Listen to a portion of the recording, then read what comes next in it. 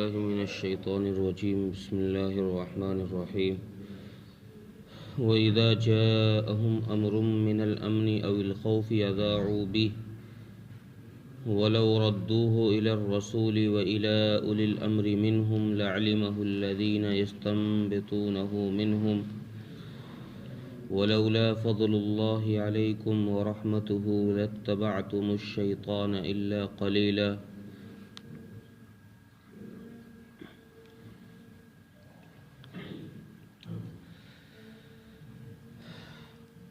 پچھلی آیتوں میں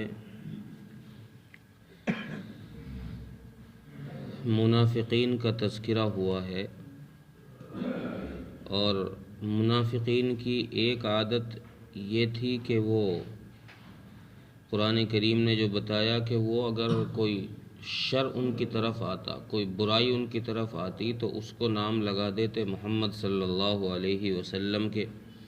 اور اگر کوئی بھلائی ان کے پاس آ جاتی تو وہ کہتے کہ یہ اللہ کی فضل سے، یہ اللہ کے فضل سے ہے۔ ایک دوسری کمی جو منافقین کی قرآن نے ذکر کی ہے وہ یہ تھی کہ بغیر تحقیق کیے ہوئے کسی بات کو سن کر یوں ہی اس کو آگے پہنچا دینا۔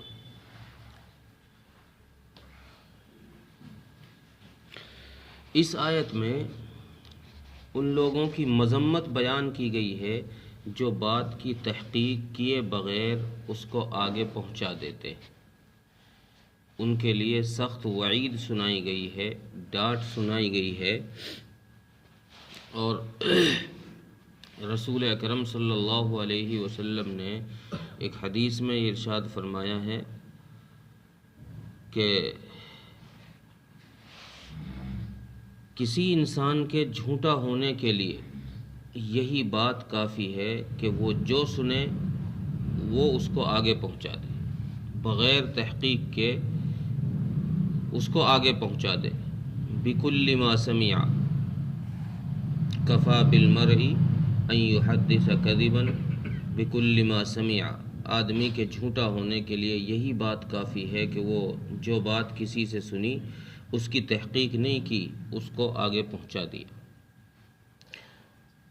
ابن کثیر رحمۃ اللہ علیہ نے تفسیر ابن کثیر کے اندر حضرت عمر رضی اللہ تعالیٰ عنہ کی ایک حدیث نقل کی ہے، اور فرماتے ہیں کہ یہ حدیث اس آیت کے شان نزول کے متعلق ذکر کی جانی چاہیے۔ حدیث یہ ہے کہ مشہور واقعہ ہے، رسول اکرم صلی اللہ علیہ وسلم نے ایک دفعہ کسی مصلحت کی وجہ سے اپنی ازواج مطہرات سے علیحدگی اختیار کر لی تھی، جس میں یا ایھا النبی لم تحرم نازل کی گئی۔ تو لوگوں نے یہ مشہور کر دیا کہ رسول اکرم صلی اللہ علیہ وسلم نے اپنی بیویوں کو طلاق دے دی۔ اب یہ بات مدینہ منورہ میں پھیل گئی، کچھ منافقوں کے جو ہاتھ پڑی تو انہوں نے بات کا آؤ بھاؤ کچھ نہیں دیکھا، اوپر نیچے کچھ نہیں دیکھا، بس اس بات کو لوگوں تک پہنچانا شروع کر دیا۔ بھئی یہ ہو گیا، بھئی یہ ہو گیا۔ بہت سارے لوگوں کی یہ عادت ہوتی کہ ان کو مزہ آتا ہے جس کے پاس بیٹھ جائیں ان کے پاس خاموش نہیں بیٹھا جاتا، وہ کچھ نہ کچھ بھونکتے رہتے۔ اب ان کے منہ پہ، ان کی زبان پر چاہے صحیح بات آ رہی ہے، چاہے انہوں نے کسی سے جھوٹی بات سنی ہے، ان کو پتہ ہے کہ یہ جھوٹی بات ہے لیکن کسی سے سنی ہے، اب عادت سے مجبور یہ ہے کہ وہ چپ نہیں بیٹھا جاتا، اب وہ بولیں گے اس کو، اس جاننے کے باوجود اس جھوٹی بات کو بھی وہاں بول دیں گے۔ رسول اکرم صلی اللہ علیہ وسلم نے ارشاد فرمایا کہ اس آدمی کے جھوٹا ہونے کے لیے یہ بات بھی کافی ہے کہ وہ اس کو پتہ ہو کہ یہ بات جھوٹی ہے پھر بھی اس کو بیان کرے، یہ بات جھوٹی ہے پھر بھی اس کو بیان کرے، یہ آدمی کے جھوٹا ہونے کے لیے کافی ہے۔ تو منافقین کی بھی یہی عادت تھی کہ ان کو کوئی بات پڑ جاتی ہاتھ ان کے تو وہ اس کو لے کر پورا ماحول بنا دیتے، پورے بازار میں، پورے مدینے میں اس کو گھما دیتے بات کو کہ بھئی اس طرح ہو گیا، یہ ہو گیا۔ تو رسول اکرم صلی اللہ علیہ وسلم کی یہ بات جب ان کے حوالے پڑی، انہوں نے اس کو بھی مدینہ منورہ میں عام کر دیا۔ اب حضرت عمر رضی اللہ تعالی عنہ مدینہ منورہ میں جب انہوں نے یہ بات سنی تو وہ بھاگے ہوئے مسجد نبوی میں تشریف لائے، اور مسجد نبوی کے دروازے پر کھڑے ہو کر انہوں نے دیکھا ماحول کہ مسجد نبوی میں بھی لوگ یہی چرچا کر رہے ہیں، مسجد نبوی میں بھی لوگوں کی جماعتیں ادھر ادھر بیٹھی ہیں اور ان کی زبان پر یہی چرچا ہے کہ یار رسول اللہ صلی اللہ علیہ وسلم نے تو اپنی بیویوں کو طلاق دے دی ہے۔ تو حضرت عمر رضی اللہ تعالیٰ عنہ نے ان کی ہاں میں ہاں نہیں ملائی کہ بھئی یہ کہہ رہے ہیں تو چلو میں بھی کہنا شروع کروں۔ حضرت عمر رضی اللہ عنہ فرمائے نہیں بھائی، پہلے میں بات کی تحقیق کروں، مسئلہ ہے کیا، میں بات کی تحقیق کروں۔ حضرت عمر رضی اللہ عنہ بھاگے ہوئے رسول اکرم صلی اللہ علیہ وسلم کے پاس تشریف لائے، اور آپ صلی اللہ علیہ وسلم سے اجازت لے کر اندر داخل ہوئے تو رسول اللہ صلی اللہ علیہ وسلم نے حضرت عمر نے پوچھا رسول اللہ صلی اللہ علیہ وسلم سے کہ یا رسول اللہ، کیا آپ نے اپنی بیویوں کو طلاق دے دی ہے؟ آپ صلی اللہ علیہ وسلم نے ارشاد فرمایا کہ نہیں، میں نے طلاق نہیں دی۔ حضرت عمر رضی اللہ عنہ نے بس یہ تحقیق کی اور واپس تشریف لائے، اور مسجد نبوی کے دروازے پر کھڑے ہو کر زور سے چلا کر کہا کہ لوگوں، تم کیا بکواس کر رہے ہو، یوں ہی سنی سنائی بات کو ہوا بنا کر اڑا رہے ہو، بات کی تحقیق کر لیا کرو۔ رسول اکرم صلی اللہ علیہ وسلم نے اپنی بیویوں کو طلاق نہیں دی ہے، یہ تم جھوٹی بات اڑا رہے۔ ابن کثیر رحمۃ اللہ علیہ فرماتے ہیں کہ اس بات پر اللہ تبارک و تعالیٰ نے یہ آیت کریمہ نازل فرمائی، وَإِذَا جَاءَهُمْ أَمْرٌ مِّنَ الْأَمْنِ أَوِ الْخَوْفِ يَذَاعُوا بِهِ، کہ جب تمہارے پاس کوئی اچھی یا بری،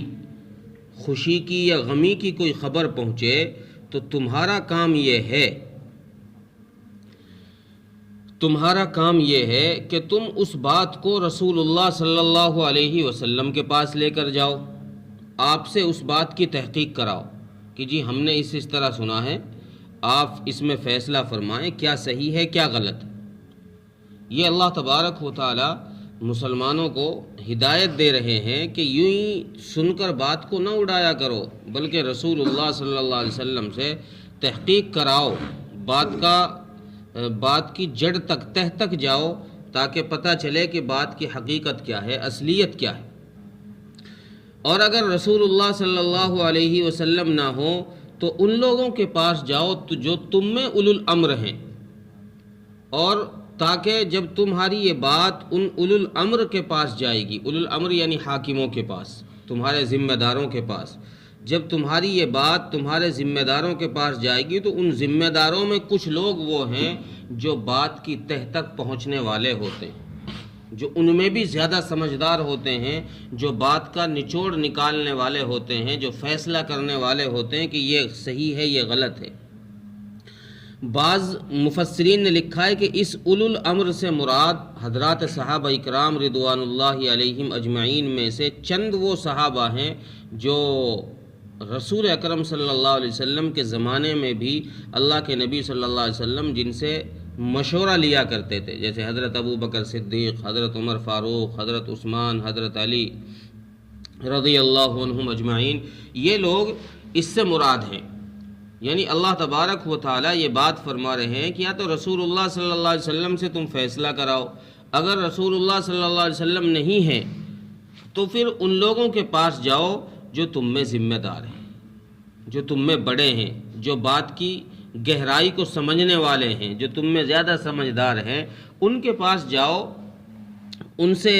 جب ان کے پاس تمہاری بات پہنچے گی تو پھر وہ تمہیں کھول کر یہ بتا دیں گے کہ یہ بات صحیح ہے یا غلط ہے، اس کو آگے پہنچانا چاہیے یا اس کو یہیں روک کر رکھنا چاہیے۔ اولو الامر کے پاس لے کر جاؤ تاکہ ان لوگوں میں جو لوگ ان میں بھی اولو الامر میں بھی جو لوگ فیصلہ کرنے والے ہیں، بات کی تہ تک پہنچنے والے ہیں، وہ تمہارا فیصلہ کر دیں، وہ تمہاری بات کی تحقیق کر دیں۔ اور پھر آگے اللہ تبارک و تعالیٰ نے یہ بات فرمائی، مسلمانوں اگر تم پر اللہ کا فضل نہ ہوتا، یہاں مفسرین نے لکھا ہے کہ یہاں اللہ کے فضل سے، بعض مفسرین تو فرماتے ہیں کہ اللہ کے فضل سے مراد یہاں رسول اکرم صلی اللہ علیہ وسلم کی بعثت ہے، کہ مسلمانوں اگر اللہ تبارک و تعالیٰ تمہارے درمیان رسول اکرم صلی اللہ علیہ وسلم کو نہ بھیجتے، یا بعض مفسرین نے فرمایا ہے کہ یہاں اللہ کے فضل سے مراد قرآن مقدس ہے، کہ اگر تمہیں رسول اللہ صلی اللہ علیہ وسلم پر تمہارے لیے اگر قرآن کو نہ اتارتے اللہ تبارک و تعالیٰ، تو کیا ہوتا؟ نتیجہ کیا ہوتا؟ نتیجہ یہ ہوتا کہ تم میں سے اکثر لوگ، چند لوگوں کے سوا، الا قلیلا، قرآن کریم نے الا قلیلا فرمایا، یعنی چند گنے چنے لوگ بچتے، ورنہ سب لوگ شیطان کی راہ چلنے لگتے، شیطان کی اتباع کرنے لگتے، اکثر لوگ۔ لَاتَّبَعْتُمُ الشَّيْطَانَ إِلَّا قَلِيلًا، یہاں تفسیر مظہری نے لکھا ہے کہ یہاں الا قلیلا سے اگر مراد لیا جائے رسول اللہ صلی اللہ علیہ وسلم کی بعثت کو، کہ اللہ تبارک و تعالیٰ نے فضل فرمایا، آپ صلی اللہ علیہ وسلم کو ہمارے درمیان نبی بنا کر مبعوث فرما دیا، اور نبی نے آ کر ہم کو سمجھایا کہ صحیح کیا ہے، غلط کیا ہے، شرک کیا ہے، کفر کیا ہے۔ تو اگر یہاں نبی کی بعثت مراد لی جائے تو اس سے مراد یہ ہوگا کہ سارے لوگ کفر کی طرف چلے جاتے، شیطان کی راہ اختیار کر لیتے۔ الا قلیلہ سے مراد ورقہ بن نوفل ہیں، جو حضرت خدیجہ رضی اللہ تعالی عنہا کے غالباً چچا زاد بھائی تھے، جو پہلی کتابوں کے پڑھے لکھے تھے۔ وہ رسول اللہ صلی اللہ علیہ وسلم کی بعثت سے پہلے بھی توحید پرست تھے، مشرک نہیں تھے، اس لیے حضرت خدیجہ رضی اللہ عنہا جب رسول اکرم صلی اللہ علیہ وسلم کی وحی والا واقعہ لے کر گئی ان کے پاس میں، تو اس وقت انہوں نے یہی بات کہی تھی کہ اس شخص کو اس کی قوم کے لوگ مکے سے نکالیں گے، لیکن میں اگر اس وقت زندہ ہوتا تو میں ان کا ساتھ دیتا، میں اگر زندہ ہوتا تو میں ان کا ساتھ دیتا۔ اس سے پتہ یہ چلا کہ ورقہ بن نوفل موحد تھا، توحید پرست تھا، مشرک نہیں تھا۔ تو اس سے مراد یہ لوگ ہیں، عمر بن نفیل اور ورقہ بن نوفل، یہ لوگ اس سے مراد ہیں الا قلیلہ سے۔ اور اگر رسول اکرم صلی اللہ علیہ وسلم کی بعثت کو نہ مراد لیا جائے، بلکہ اس سے مراد ہو کہ اگر اللہ کے فضل سے مراد نزول قرآن ہو، تو پھر مطلب یہ ہوگا کہ جو اللہ نے فضل فرمایا کہ اتنے ساری صحابہ کی جماعت، اب جو مسلمان باقی رہی ہے ان میں سے چند ہی لوگ ہیں جو منافق نکلے ہیں، جو دھوکہ دڑی کر رہے ہیں۔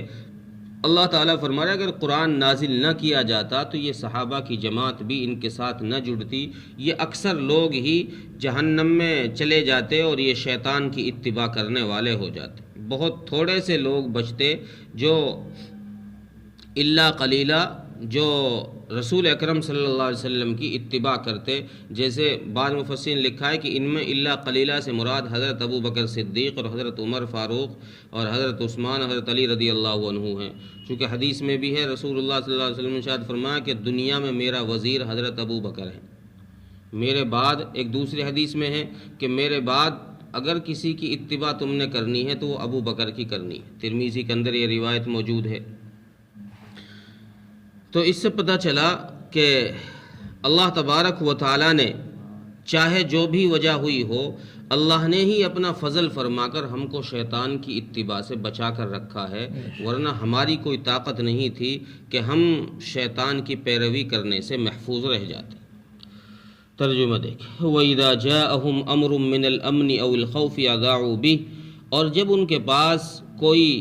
امن کی خبر یا کوئی خوف کی، ڈر کی خبر پہنچتی ہے تو وہ اس کو عام کر دیتے ہیں، اذاعوا بھی، وہ اس کو پھیلا دیتے ہیں۔